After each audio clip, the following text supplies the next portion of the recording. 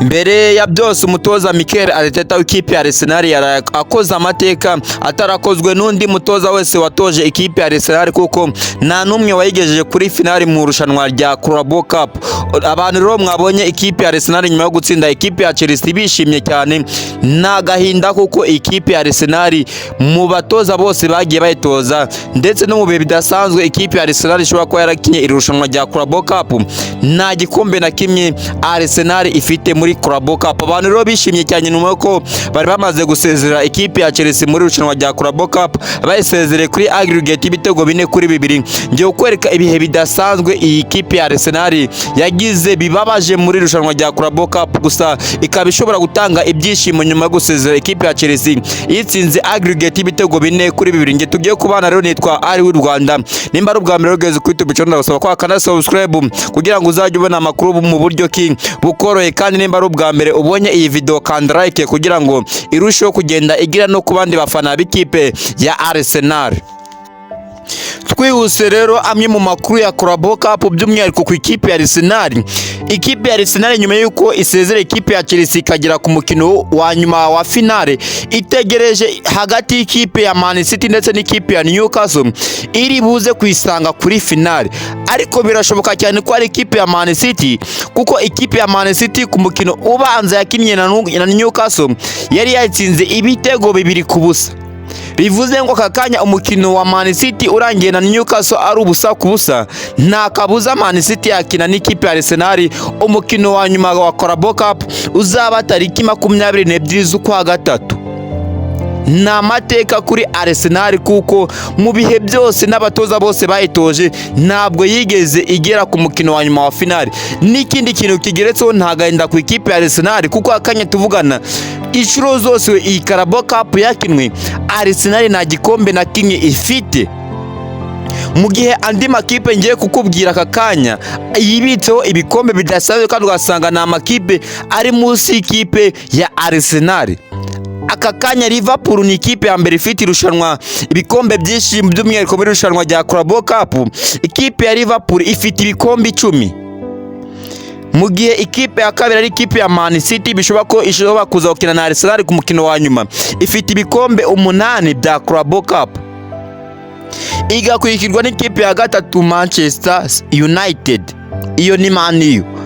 Ikipe ya kane ni Aston Villa inganya ibikombe n'ikipe ya gatanu ikipe ya Chelsea bafite ibikombe 5 bya Carabao Cup. Ikipe nini nka Arsenal rero mu bihe byayo byose bidasanzwe itarigeze itwara ikombe na kimwe cya Carabao Cup, niyo mpamvu mwabonye imaze gutsinda ikipe ya Chelsea abantu baserebuye cyane. Ni ikipe wabonye ko kuba iri muri form akakanya ya byashoboka ko ishobora kuza gutsinda ni Man City, ubundi mu mateka yayo ikaza ikurikira zino za Aston Villa zifite ibikombe 5 n'izi za Chelsea, nayo ikajya munsi yazo ikagira ikombe kimwe cya Carabao Cup. Nagahinda ni n'igisebo ku ikipe nka Arsenal idafite igikombe na kimwe. Liverpool ifite ibikombe 10 bya Carabao Cup, Aston Villa ifite ibikombe 5 bya Carabao Cup. Ikipe nyi Arsenal nini cyane yaserebuye imaze gutsinda Man City na kosori ikipe ya Chelsea. Aka kanya irazagura n'ikipe ya Man City. Bishoboka cyane ko mu gihe iyi Newcastle itishyuye ibyo bitego 2 ifitiye umwenda wa Man City ngo irenze icya gatatu kugira ngo izokina n'ikipe ya Arsenal kuri finale. Imibare ngiye kubabwira rero ndayibarira ku ikipe ya Man City ishobora gukina na Arsenal kuri finale muri rushanwa rya Carabao Cup. Man City ni ikipe ya kabiri ifite ibikombe byinshi muri rushanwa rya Carabao Cup, ikurikira Liverpool. Liverpool ifite ibikombe 10, Man City ni 8. Kandi rero mu bihe bidasanzwe ikipe ya Man City yagiye ihura na Arsenal. Abafana ba Arsenal mukandirake kuri iyi video n'aba Man City nimwiyibagirwe. Arsenal yakinye imikino 214 ihanganye n'ikipe ya Man City, ni ukuvuga mu marushanwa yose habe za Super Coupe ni na za Premier League byose, mbega ni muri all competitions bamaze gukina imikino 214. Arsenal yatsinzemo imikino itari mike uko yatsinze imikino 100, harimo n'umukino iheruka gutsinda Man City muri uyu mwaka. Mu gihe ikipe ya Man City yatsinze Arsenal imikino 65, banganya imikino 49. Abafana ba Arsenal Mikel Arteta bimutwaye imyaka 7 ari mu ikipe ya Arsenal, nta gikombe cya Premier League afite. Gusa muri uyu mwaka tariki 22 z'ukwezi kwa gatatu birashoboka ko yahesha ikipe ya Arsenal idafite igikombe na kimwe cya Carabao Cup ikakibona ikimukesha.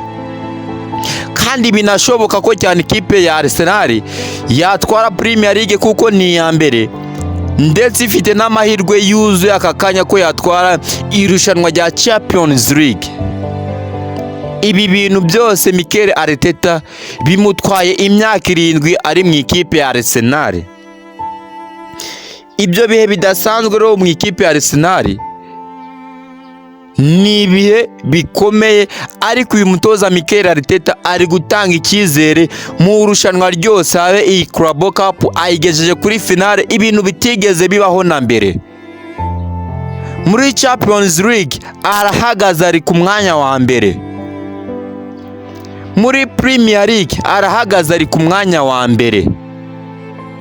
Ikipe ya Arsenal Mikel Arteta muri ibi bikombe byose bihari arazanira abafana ba Arsenal bari barabuze ikibazo cy'ibikombe mu myaka 7 ayimazemo, ntari buze kuramo n'ibikombe nka 3 cyangwa 4 azanira abakunzi b'ikipe ya Arsenal. Nge twabanye rero nitwa Ari Rwanda, aya namwe mu makuru adasanzwe muri Carabao Cup.